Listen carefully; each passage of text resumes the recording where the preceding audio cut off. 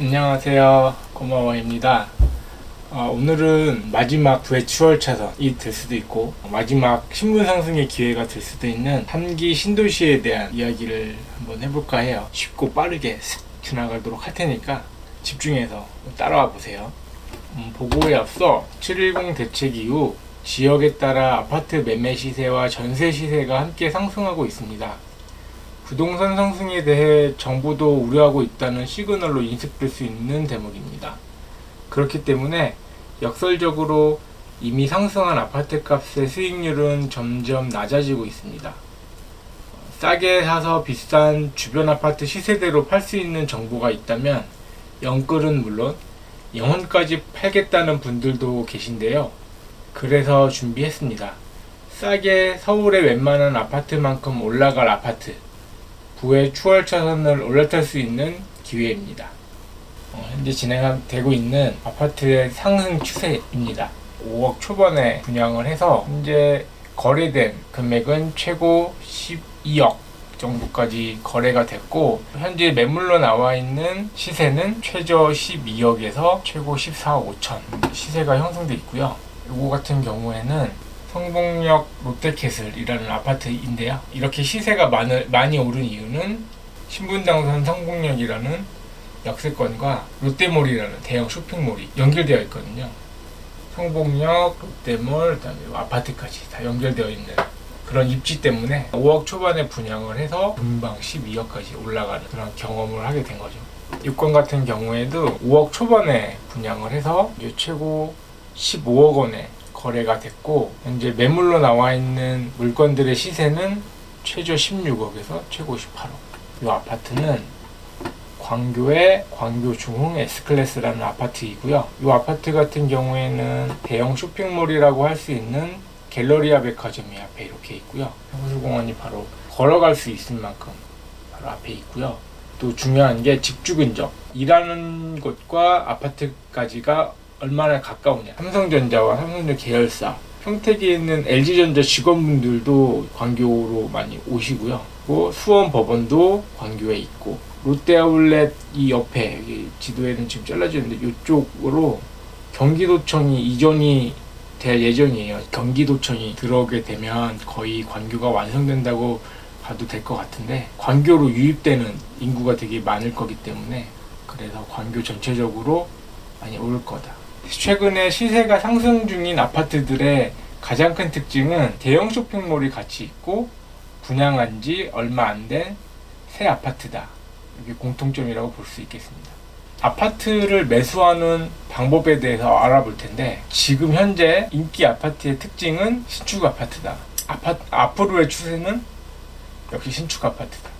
그래서 가만히 있을 수 없다라고 해서 오래된 아파트를 사시면 안 돼요. 왜냐면 입지가 좋은 신축 아파트 위주로 아파트 가격이 상승될 것으로 예상이 되기 때문에, 구축 아파트는 서울 노른자 위에 재건축과 재개발이 거의 확실시되는 아파트가 아니라면 신축 아파트, 이거는 서울, 수도권, 지방 다 마찬가지. 신축 아파트 위주로 우리가 봐야 돼요. 그럼 아파트 매수 방법을 보면 크게 매매, 경매, 분양이나 청약 세 가지로 나눌 수 있겠는데요.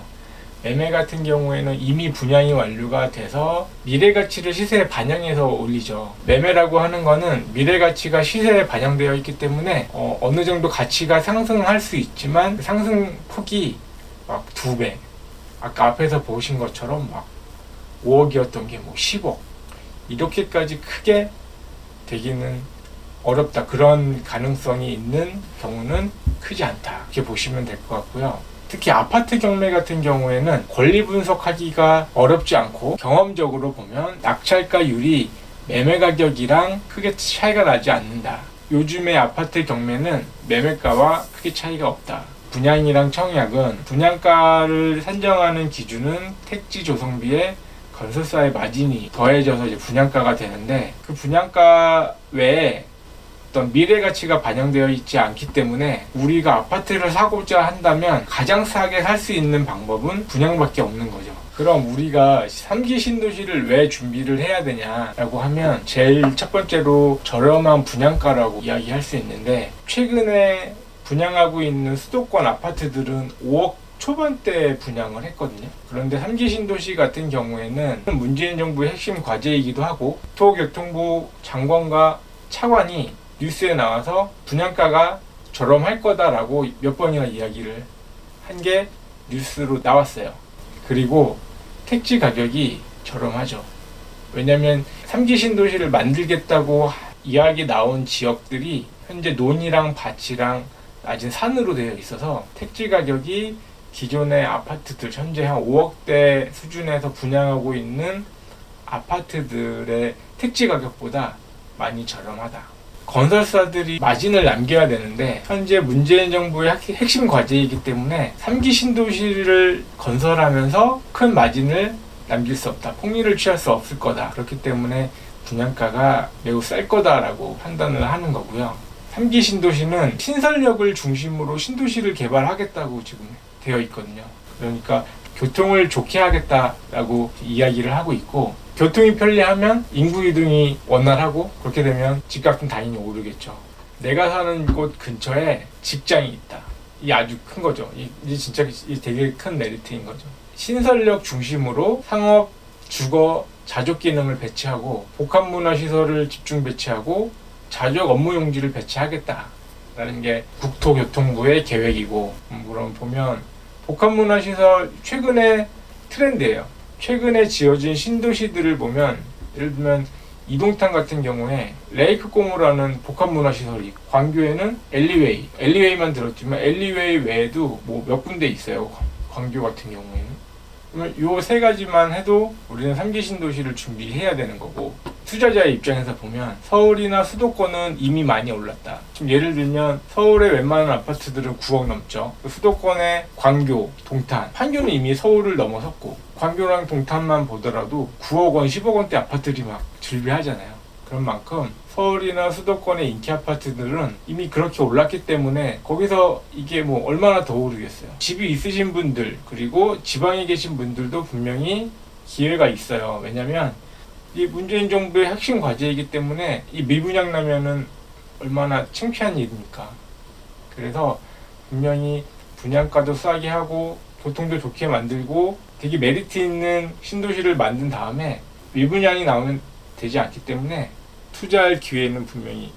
오늘은 3기 신도시에 대한 이야기를 한번 해봤는데요. 신분 상승을 할 수 있는, 그리고 부의 추월 차선을 탈 수 있는 가장 효율이 좋은 방법 중에 하나인 것 같아요. 3기 신도시에 투자를 하는 것.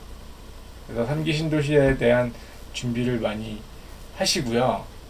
저도 3기 신도시에 대한 관심이 많이 있거든요. 3기 신도시에 대한 정보를 영상을 통해서 많이 공유를 해드릴 테니까요. 같이 3기 신도시에 입성하는 그날까지 부동산 공부 같이 많이 하셨으면 좋겠습니다. 더운 여름 화이팅 하시고요. 다음 이 시간에 부동산과 관련된 더 좋은 이야기로 여러분들과 영상을 통해서 만나길 기대합니다. 오늘 수고하셨습니다. 감사합니다.